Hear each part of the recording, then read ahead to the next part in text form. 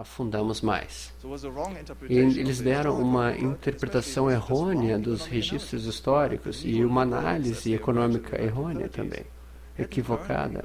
Então, os pensadores do século XIX não fizeram um julgamento e uma análise adequada. A economia clássica, ela ignorava alguns princípios que a economia austríaca tem bem clara. Então, o estudo das condições empíricas é essencial. Com o estudo dessas condições, regularidades puderam ser estudadas de forma mais precisa. E a partir de então, os primeiros liberais tiveram uma influência grande depois da Segunda Guerra Mundial, porque desempenharam um papel na reorganização da primeira organização libertária do mundo,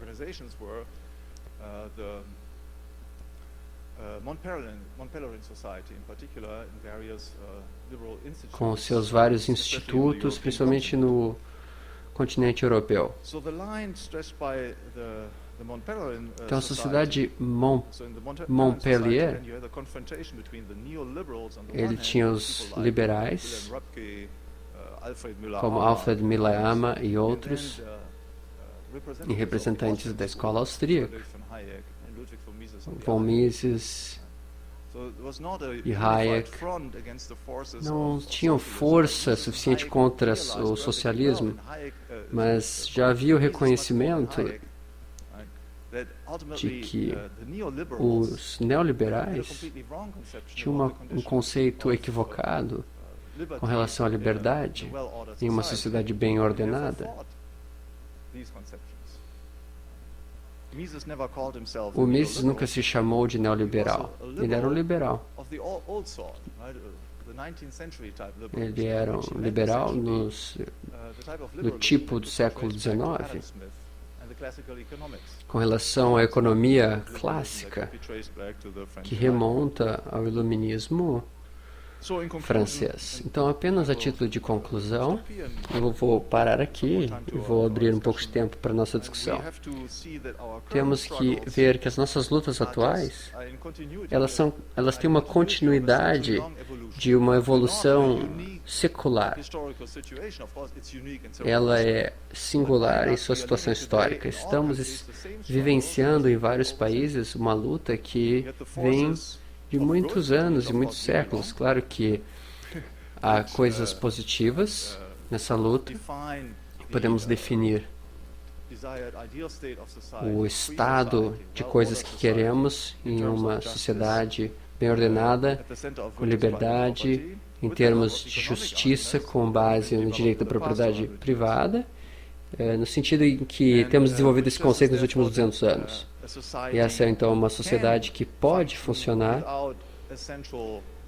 sem a força do monopólio e o exercício desses direitos de monopólio. Assim como o professor Hopper explicou, isso faz parte do bom funcionamento da sociedade. Então, o alicerce de uma sociedade bem ordenada é um conceito moral que enfatiza os direitos de propriedade e as consequências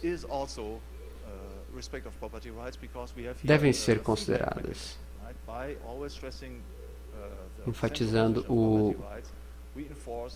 Temos que enfatizar a responsabilidade e assim criando uma cultura de responsabilidade em que está no centro os direitos privados. E o maior inimigo que nós temos é o Estado, o governo, porque ele destrói a ordem social e, no final das contas, não é o governo em si, mas sim os conceitos equivocados com relação à liberdade, à violação da liberdade, aos conceitos de justiça, de riqueza material. Então, antes de mais nada, temos que esclarecer as ideias em si. e depois usar isso para convencer os outros e disseminar essas ideias na sociedade para que façam parte desse respeito pela propriedade individual.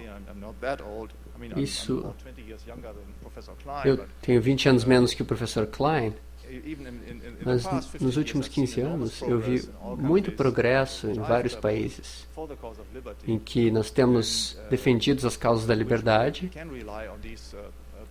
e com certeza eu posso dizer a vocês que podemos fazer isso, esclarecendo essas ideias, e vou falar mais disso amanhã também.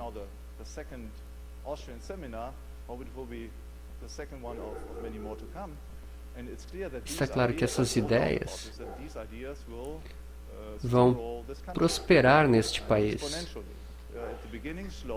Estamos no início, numa curva ascendente. Daqui a 10 anos, vocês vão ter desenvolvido seu potencial, e daqui a 30 anos, com certeza, vocês vão desenvolver muito de acordo com essas ideias. Vocês vão ter uma revolução. No iluminismo, eles estavam tentando disseminar coisas que não se aplicavam a toda a população, assim como o Adam Smith. O Adam Smith esclareceu muitas coisas. Não se tratava das causas. Na verdade, a acumulação do capital é realmente a causa da riqueza. E na época as pessoas achavam que ele era maluco quando ele disse que não era gastar e sim acumular. Mas depois de 60 anos, daí a opinião se tornou majoritária. Estão entendendo? Isso também aconteceu em outros países. E a mesma coisa eu espero que aconteça com a escola austríaca no século XXI. Que seja, espero, o século da causa da liberdade. Muito obrigado por sua atenção.